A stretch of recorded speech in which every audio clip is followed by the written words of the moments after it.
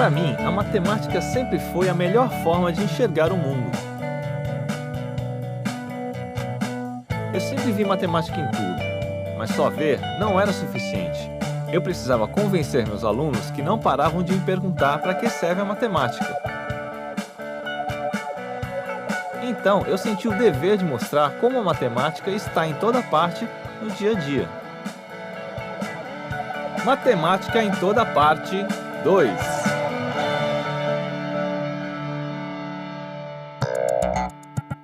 Sempre que saio nas ruas, eu penso que os meios de transporte, na verdade, são uma maneira que o ser humano criou de superar obstáculos, como as grandes distâncias, as montanhas ou a água dos rios e dos mares.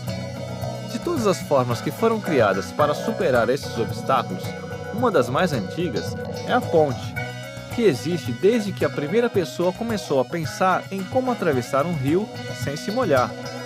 E é justamente na construção das pontes que eu quero encontrar matemática agora. Hoje eu estou aqui nessa obra com o Rafael, um fera nas construções. Rafael, quando você era criança, você brincava de construção? Brincava, iniciei já a jornada já brincando de Lego.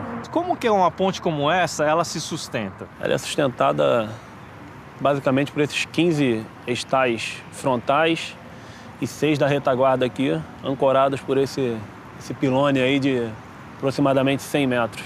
E por que fazer uma ponte como essa? Em primeiro lugar, custo, mais barato. Segundo, tempo mais curto para executar uma ponte dessa. E o que faz o barateamento desse custo? Nós temos aproximadamente 180 a 200 metros ali de vão livre, que se não fosse uma ponte estaiada, sustentada por esses cabos aí que são ancorados aí, teria que ter vários pilares aí no decorrer desse vão.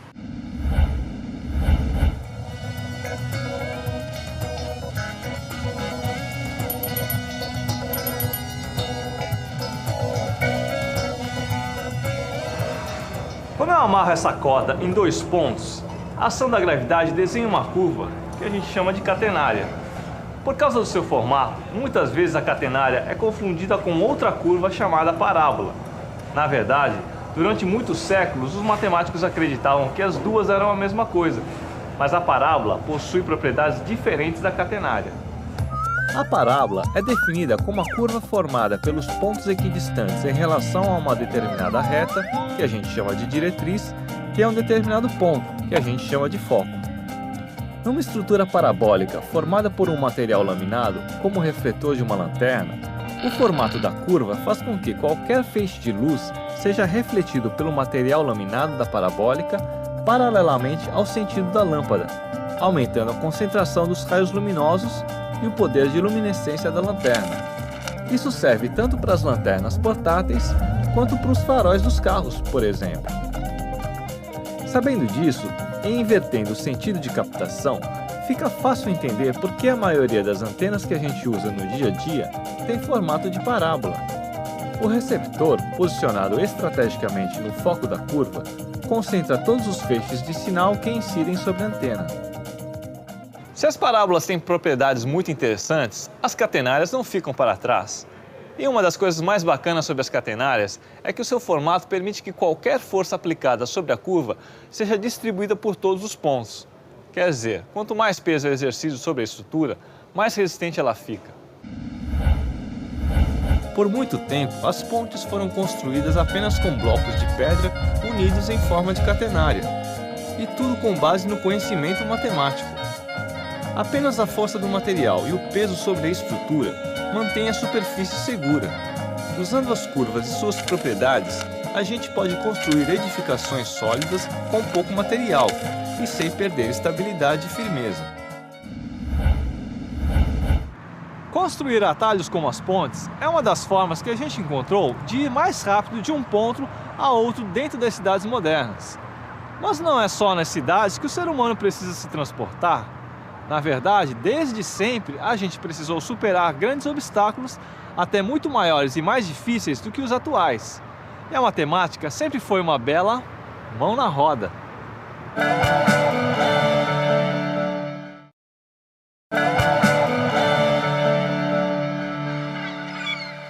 Quando eu penso na história dos transportes como a história dos seres humanos superando obstáculos, eu penso logo em um dos maiores que o homem precisou superar, que é o oceano.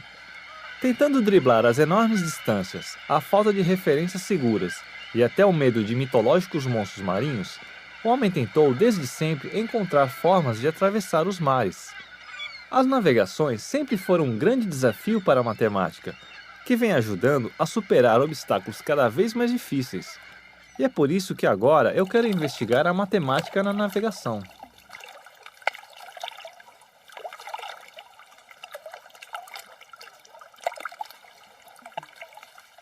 Hoje eu vou conversar com o Jorge, um cara que não tem medo do mar. Jorge, alguma vez na sua vida você ouviu o canto das sereias? Não, nunca ouvi o canto das sereias. Acredito que isso seja só uma mitologia realmente. É verdade que é possível navegar para qualquer direção, independente da direção do vento? O posicionamento da vela e do leme te permitem uma resultante onde você vai para qualquer lugar, independente da direção do vento. Se eu te colocasse no meio do oceano, sem terra à vista e sem nenhum instrumento, como você volta para casa? Nós aprendemos desde criancinha que o sol nasce no leste. Então, sempre se aprende na escola que a gente coloca a mão direita para o leste e à frente nós temos o norte, nas costas do sul e no braço esquerdo o oeste. Quais os instrumentos básicos para a navegação? Bem, o instrumento básico para uma navegação é uma bússola e a carta náutica, que é o mapa da região onde você está navegando.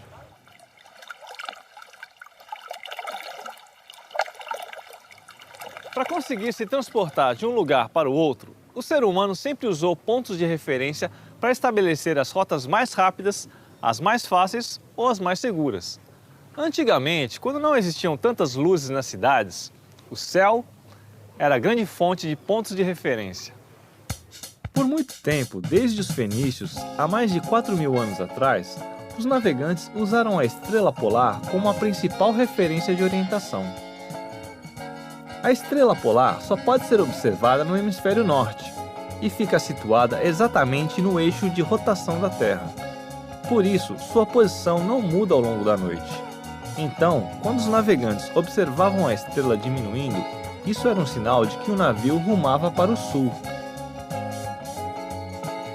Quase 5.000 anos depois, por volta do século XV, a estrela polar também contribuiu para a criação das latitudes. A ideia era simples. O ângulo formado entre a estrela e a linha do horizonte determina a latitude do navegante. Ou seja, se o sujeito está no hemisfério norte e observa a estrela exatamente em cima de sua cabeça, o ângulo formado com o horizonte é de 90 graus. Nesse caso, ele sabe que sua latitude é 90 graus norte. As latitudes representaram um grande avanço porque permitiram a criação de rotas mais seguras. E a navegação se tornou ainda mais exata por volta do século XVI, quando foram inventados instrumentos de medição do tempo mais precisos, como o relógio mecânico de pêndulo, por exemplo. Esses instrumentos permitiram a criação das longitudes. Depois, com o advento do GPS e da rede global de satélites, a gente passou a determinar com precisão milimétrica a posição de uma embarcação sem precisar observar uma estrela sequer. O GPS, ou Sistema de Posicionamento Global, surgiu no final da última década do século XX e logo se transformou em uma das maiores revoluções da história dos meios de transporte. O GPS utiliza um conjunto de satélites que orbitam o planeta emitindo sinais de rádio para receptores em terra. Esses sinais estabelecem posições relativas e é a interseção entre elas que define onde está o receptor. Por exemplo, eu estou agora a meio metro de distância do ponto A.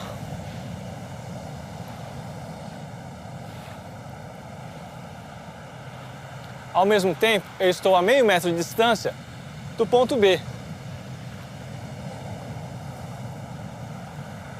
E para terminar, eu estabeleço uma terceira posição relativa, que é o ponto C.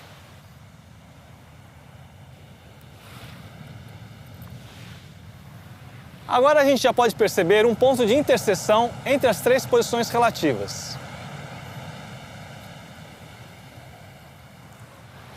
Esse ponto é o posicionamento do receptor. Essa é uma forma muito simplificada de ilustrar como o GPS determina as posições de cada receptor no globo terrestre. É claro que com tantos satélites de alta tecnologia estabelecendo essas posições relativas simultaneamente, o GPS faz isso de maneira muito mais rápida e eficiente do que eu com minha anteninha. Mas o importante é que através desses procedimentos, o GPS permite que praticamente todos os cantos do planeta sejam rapidamente localizados pelo ser humano. E é por isso que a gente diz que o GPS foi uma grande mão na roda para as navegações, mesmo sabendo que os navios não têm rodas.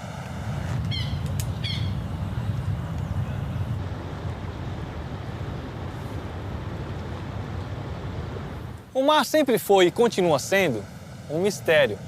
Mesmo assim, os navegantes vêm conseguindo, ao longo dos séculos, desbravar os oceanos e cruzar o planeta de um lado a outro. O ser humano realmente não sossega. E a história dos transportes é um ótimo exemplo de como a gente está sempre procurando novas fronteiras para superar. Qual será a próxima? Navegar pelo espaço sideral e conhecer de perto as estrelas que a gente sempre observou de longe? É um bom palpite. Seja para onde for a próxima viagem, o certo é que a matemática sempre vai ser um item indispensável na bagagem.